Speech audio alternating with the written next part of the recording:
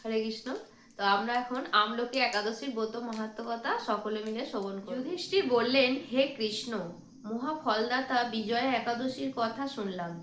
এখন ফাল্গুন মাসের শুক্লপক্ষের একাদশী যে নামে বিখ্যাত তা বর্ণনা করুন। শ্রীকৃষ্ণ বললেন, হে মহাভাগ যুধিষ্ঠির, মানধাতার প্রশ্নের উত্তরে মহাত্মা বশিষ্ঠ এই একাদশীর মহিমা কীর্তন করেছিলেন। আপনার কাছে এখন আমি সেই কথা বলছি। এই একাদশীর নাম আমলকি। বিষ্ণুলোক প্রদানকারী রূপে এই একাদশী বিশেষভাবে মহিমান্বিত।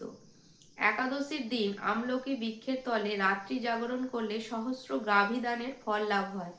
হে পাণ্ডুনন্দন, পূর্বে ব্রহ্মার রাত্রিতে দৈনন্দিন প্রলয় উপস্থিত হলে স্থাবর জঙ্গম সহ দেবতা, অসুর ও রাক্ষস সব কিছুর বিনাশ হয়। তখন ভগবান সেই কারণ সমুদ্রে অবস্থান করেন। তার মুখপদ্ম থেকে চন্দ্রবর্ণের এক বিন্দু জল ভূমিতে পড়ে। সেই জলবিন্দু থেকে একটি বিশাল আমলকি বৃক্ষ উৎপন্ন হয়। এই বৃক্ষের স্মরণ মাত্র গোদানের ফল, দর্শনে তাহার দ্বিগুণ এবং এর ফল ভক্ষণে 3 গুণ ফল লাভ হয়।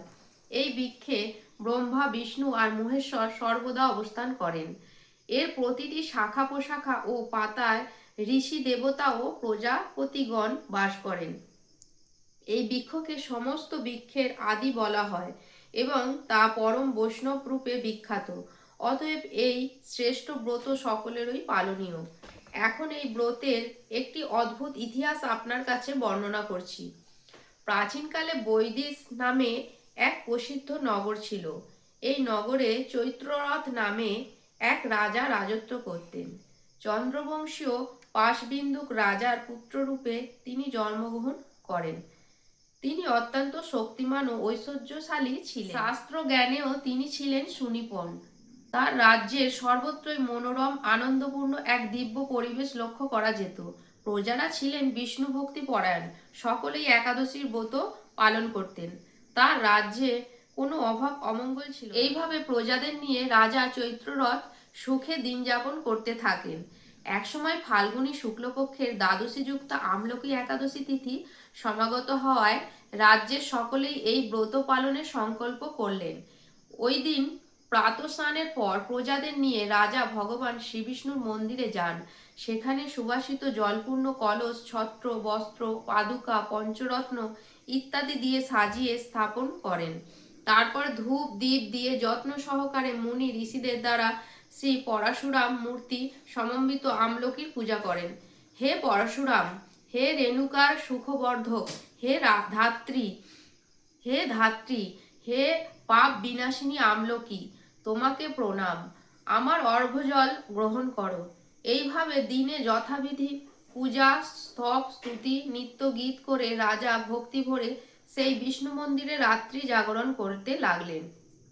এমন সময় দৈবযোগে একটি ব্যাধ সেখানে উপস্থিত হয়।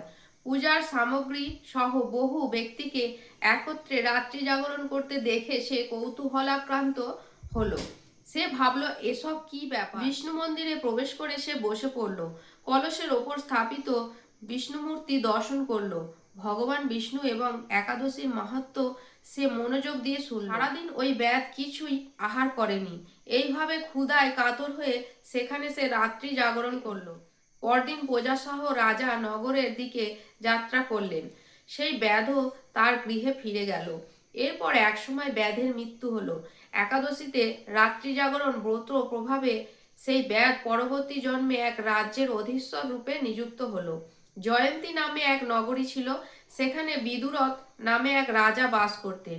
ওই ব্যাধ বিদুরথ রাজার মহাবলী পুত্ররূপে জন্মগ্রহণ করেন। তার নাম হয় বসুরথ। 1 লক্ষ গ্রামের আধিপত্য তিনি লাভ করলেন। তিনি ছিলেন সূর্যের মতো তেজস্বী, চন্দ্রের মতো কান্তিমান ও পৃথিবীর মতো ক্ষমাশীল। বিভিন্ন সদ্গুণে ভূষিত বসুরথ পরম বিষ্ণুভক্তি পরায়ণ হন। এই মহাদাতা রাজা একবার শিকার করতে গিয়ে পথ ভুলে যান। গভীর জঙ্গলের মধ্যে ক্ষুধায় পীড়িত হয়ে তিনি ক্লান্তিবশত শুয়ে পড়েন। এমন সময় কতকগুলি পর্বত নিবাসী ম্লেচ্ছ রাজার কাছে এসে নানাভাবে উৎপীড়ন করতে থাকে।